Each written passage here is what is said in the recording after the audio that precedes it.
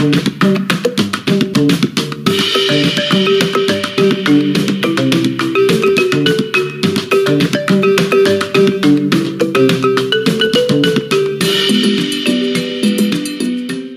je me nomme Emmanuel Ntaye. Voilà.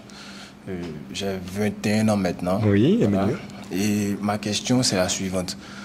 Comment travailler sur son fort intérieur pour, comme le père Chaminade et le père Raymond, être en bonne harmonie avec le Seigneur pour ne plus avoir affaire à nos rancœurs naturelles et la haine qu'on voit, la haine qu'on a pour ce qu'on voit.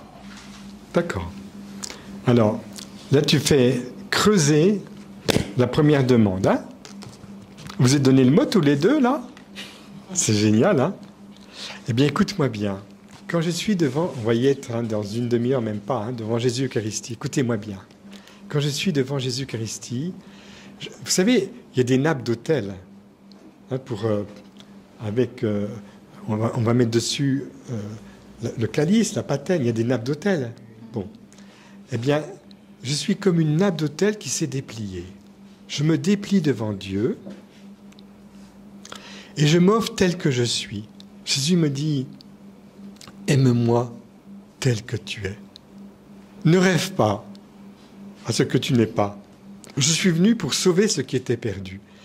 Rappelle-toi de la synagogue ou au temple, celui qui venait prier aux avant-postes, en première ligne, un bon pharisien, Seigneur, je ne suis pas comme ces autres pécheurs. Moi, je jeûne 2 fois par semaine, je donne la dîme, je.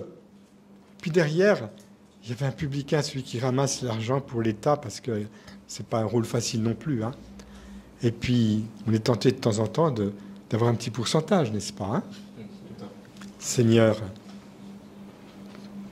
prends pitié de moi qui suis un pauvre pécheur. Eh bien, Jésus dit, celui qui était publicain était justifié, il est sorti justifié, puis l'autre, eh bien, il n'a pas obtenu la grâce. Pourquoi?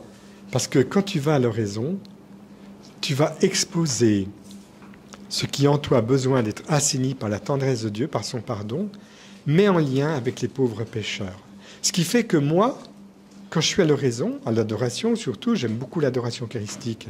Et puis grâce à Noël Dominique, qui est merveilleux, qui nous a permis d'avoir un oratoire spécifique pour ça, l'oratoire du bienheureux Carlo Acutis, eh bien, je peux y aller jour et nuit.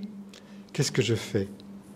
Je viens me déplier comme une nappe, et puis je dis, allez Seigneur, tu vois la nappe, elle n'est pas très propre, hein, et je ne vais pas t'offrir des choses géniales, hein, mais je me laisse regarder par toi, aimer par toi, parce que dans ce regard, tu me transformes. Et comme tu me transformes, le temps que nous passons ensemble, c'est un temps d'échange extrêmement important, conséquent, où je repars autrement, parce que ton amour a brûlé dans ton cœur la haine, le marasme, les choses négatives qui doivent disparaître, parce qu'au ciel, il n'y aura que de la sainteté dans ma vie. Donc l'oraison, pour moi, c'est un moment, je vais dire un truc qui va vous choquer, hein, où je suis comme dans la poubelle du bon Dieu, et je mets dans la poubelle du bon Dieu tous les détritus qu'il y a en moi, et Dieu le transforme. Il fait de la récupération. Vous savez, aujourd'hui, en France, je ne sais pas si c'est pareil ici à Abidjan, mais on s'est rendu compte que au lieu de jeter toutes les choses, on peut les transformer, on peut en faire de l'énergie. Eh bien, tous mes péchés, tout ce qui a à convertir en moi, je donne dans le cœur de Dieu pour que ça devienne une énergie. La première énergie, c'est la capacité de dire « Seigneur, prends pitié de moi qui suis un pauvre pécheur, donne-moi toujours l'absolution. » Ça, c'est le grand cadeau. C'est le bénéfice secondaire du péché. Hein, le bénéfice secondaire du péché. Et même, je vais vous dire un truc qui va vous choquer. À la limite, mon péché, il me rapprocherait de Dieu.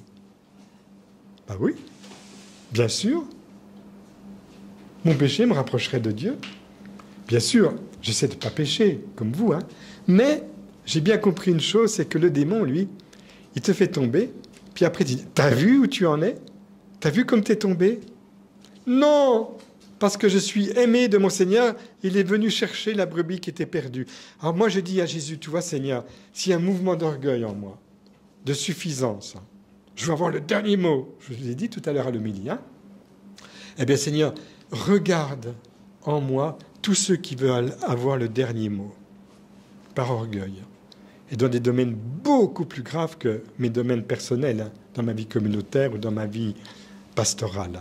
Ceux qui ont les manettes du pays à disposition, les responsables à un haut niveau. Seigneur, je m'offre à toi avec ces pauvres pécheurs. Regarde-moi, regarde-nous, Seigneur. Et je veux rentrer dans ton cœur avec tout ce peuple dans l'adoration.